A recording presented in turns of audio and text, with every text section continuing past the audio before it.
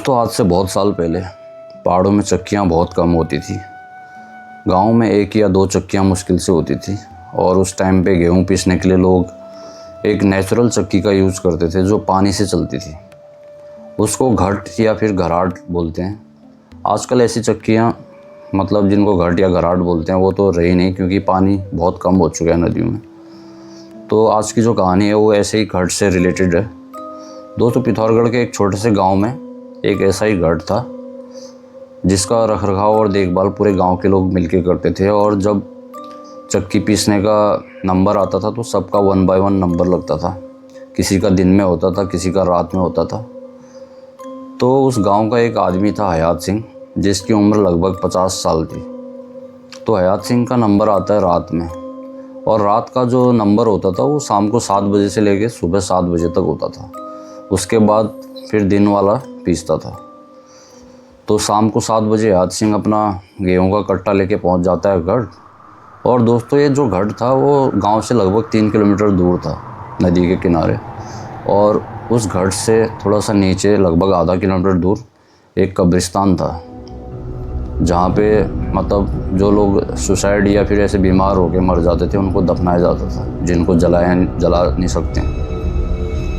तो 7 बजे अपना सामान लेके हयात सिंह पहुँच जाता है घट और अपना घट पीसना शुरू कर देता है। तो करते करते उसको रात को लगभग 1:30-2 बजे का टाइम हो जाता है। तो रात को 2 बजे के टाइम पे बाहर से आवाज़ आती है, अरे भूख लगी है, कोई कुछ खिलाएगा क्या। पहले तो हयात सिंह सोचता है कि मेरा वहम होगा शायद, ऐसे ही कुछ बोलता नहीं है, कुछ रिस्पॉन्स नहीं करता और अपने काम में लगे रहता है। लगभग 5-10 सेकंड बाद दोबारा आवाज़ आती है, अरे हयात दा, भूख लगी है, कुछ खिलाएगा क्या।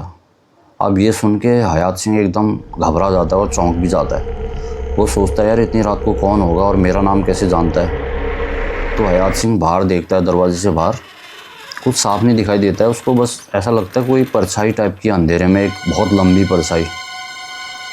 तो हयात सिंह घबराते हुए बोलता है, अभी तो मेरे पास कुछ खाने के लिए नहीं है, कल आना। तो वो परछाई वहाँ से वापस उत्तर देती है, क्यों, आटा तो है ना, आटा दे दे, तू मुझे आटा दे दे, मैं तुझे मछली दूंगा, ऐसा बोलती है। भाई ये सुन के हयात सिंह और घबरा जाता है, बोलता है इतने रात के 2 बजे मछली कौन देगा और कहाँ से लाएगा। उसके मन में कई सवाल आते हैं ऐसे, लेकिन अपने डर पे कंट्रोल करते हुए बोलता है, ठीक है तू मछली लेके आ, मैं तेरे लिए आटा निकालता हूँ। अब ऐसा सुनते ही वो परछाई अंधेरे में गायब हो जाती है और हयात सिंह भी अपना सामान गेहूँ सब वहीं छोड़ के अब गांव की तरफ दौड़ लगा देता है। जितनी तेज़ दौड़ सकता था उतनी तेज़ दौड़ता है। और जब घर पहुंचता है तो उसकी बीवी बोलती है, क्या हुआ, इतने घबराए हुए क्यों हो, और घट का क्या हुआ। तो फिर हयात सिंह सब चीज़ बताता है उसको कि ऐसा ऐसा हुआ था। तो अब जैसे ही वो घर पहुँचता है अंदर, थोड़ी देर बाद बाहर से आवाज़ आती है, अरे भाभी जी, ऐसे आवाज़ आती है।